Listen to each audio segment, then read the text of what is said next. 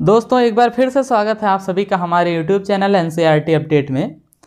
आज की इस वीडियो में हम आपको बताएंगे कि अगर आप किसी कारणवश इस बार सीटेट में पास नहीं हो पाए या फिर सीटेट में आपने क्वालिफाइंग मार्क्स अटेन नहीं किया तो अब आपके पास कौन से विकल्प हैं, क्योंकि कई कैंडिडेट ऐसे हैं जिनका इस बार सीटेट क्वालिफाई नहीं हो पाया है। तो आज हम उनके लिए ये स्पेशली वीडियो उन्हीं के लिए है जिनका सीटेट इस बार क्वालिफाई नहीं हो पाया है, इसलिए मैंने थंबनेल पे लिख भी दिया है उसको।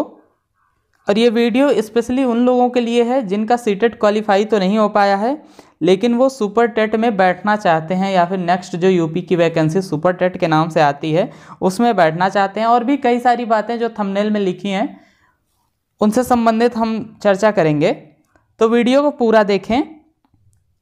पहली बात हम कर लेते हैं कि अगर आप सीटेट 2022 यानी जो अभी रिवाइज आंसर की यानी है ये वाले एग्ज़ाम में अगर आपको लग रहा है कि आप फेल हो गए हैं तो आप क्या करें। तो पहली बात तो ये है कि जब तक फाइनल आंसर की न आ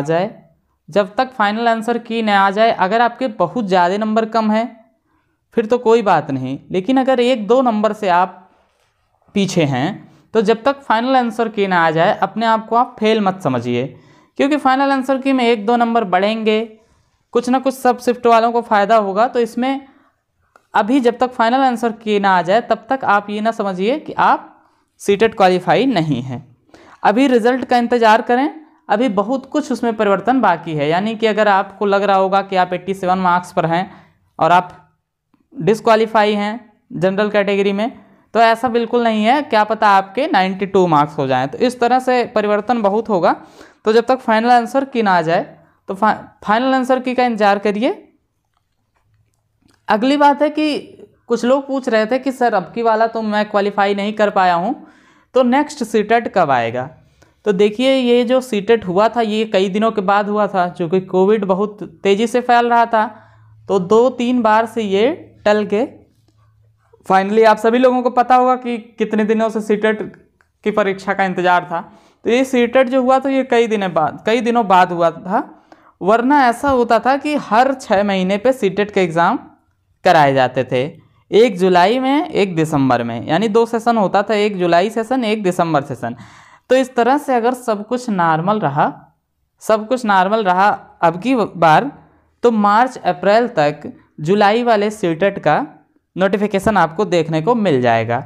ये क्यों मिल जाएगा? क्योंकि अब हम उम्मीद कर रहे हैं कि अब की जो सेशन होगा वो फिर से रेगुलर चलता रहेगा। तो जुलाई वाले सेशन का जो फॉर्म है यानी जो नोटिफिकेशन सबसे पहले आता है, तो नोटिफिकेशन आपको मार्च लास्ट में या अप्रैल के फर्स्ट वीक में आपको देखने को मिल जाएगा। अच्छा, बात कर लेते हैं कि जो यूपी की वैकेंसी आती है सुपर टेट, तो अगर कुछ कैंडिडेट ऐसे हैं जिन्होंने यूपी टेट भी क्वालिफाई नहीं किया है और जिनका सीटेट भी नहीं निकला, तो वो लोग क्या करें। तो उन लोगों से मेरा इतना कहना है कि यूपी में चूँकि अभी विधानसभा चुनाव है, विधानसभा चुनाव के बाद नई सरकार बनेगी, वैकेंसी तो आनी तय है लेकिन ये नहीं तय है कि कब आएगी, और कोई भी सरकार बनेगी तो थोड़ा समय तो लगाएगी ही।